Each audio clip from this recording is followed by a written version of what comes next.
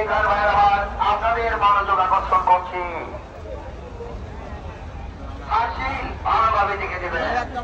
হাসিলে কত লেখা রয়েছে, গরুর দাম কত, হাসিলে লেখা কত, কিন্তু ভালোভাবে দেখে দেবেন ধৈর্য সহকারে।